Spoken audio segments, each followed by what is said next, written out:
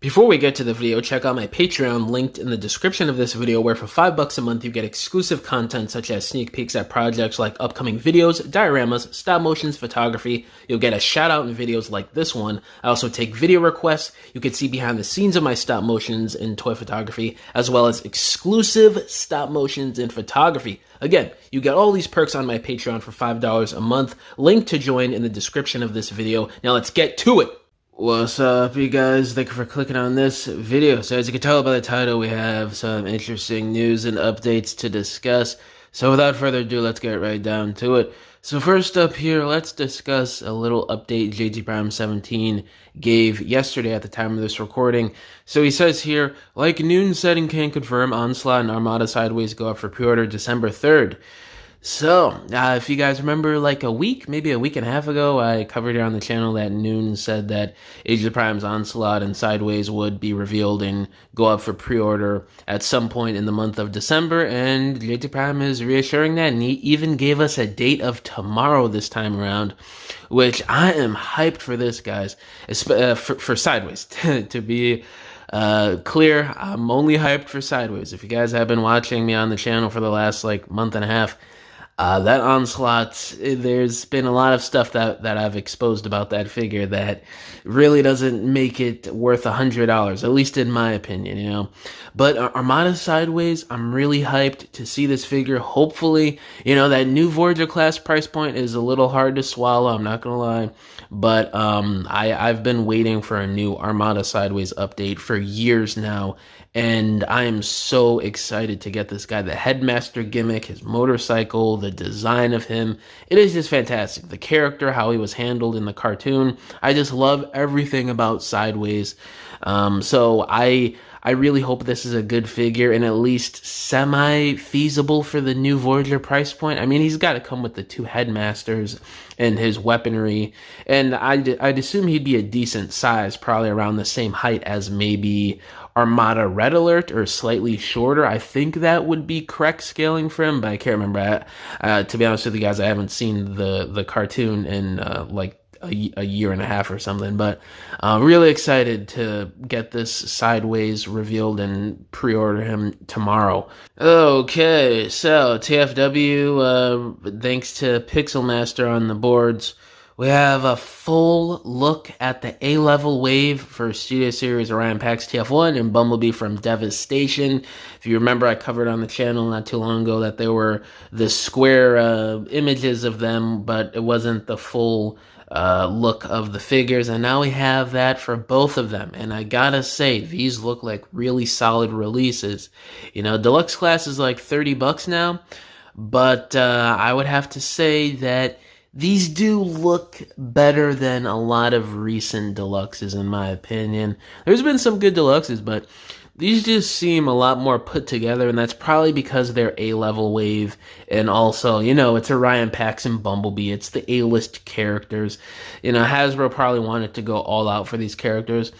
And looking back on it, ever since we had these listings, like, what, a year ago, 6 months ago, whatever, everybody was thinking that these would just be a repaint of 86 Bumblebee without the clear plastic, and repaint with probably a new head sculpt of the TF1 Optimus Prime that came out last year.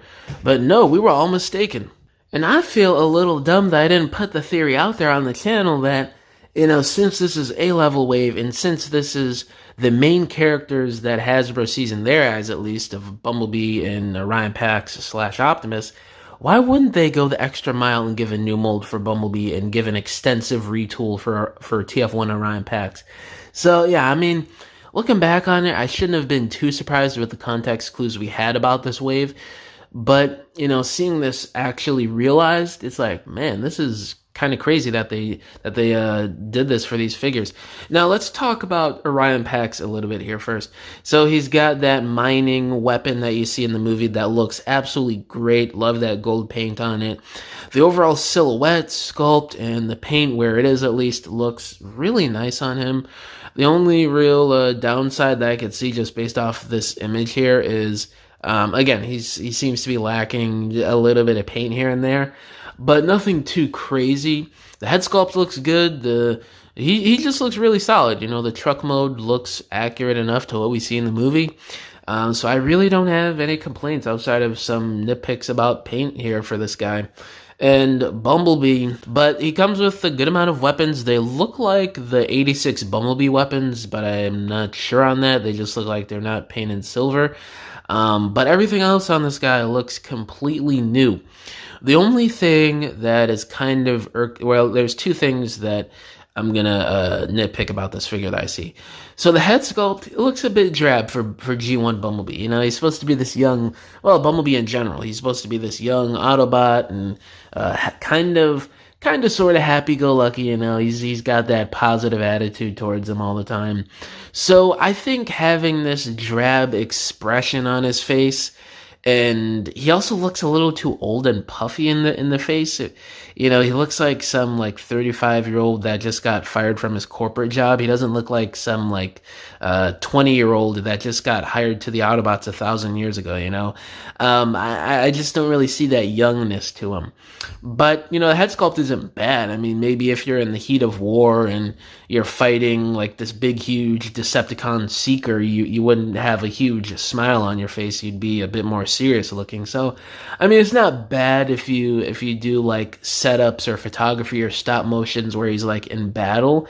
But if you're doing like a happy moment with him, whether that's on your shelf or for photography or stop motions, it's gonna look weird. Like this head does not look happy at all.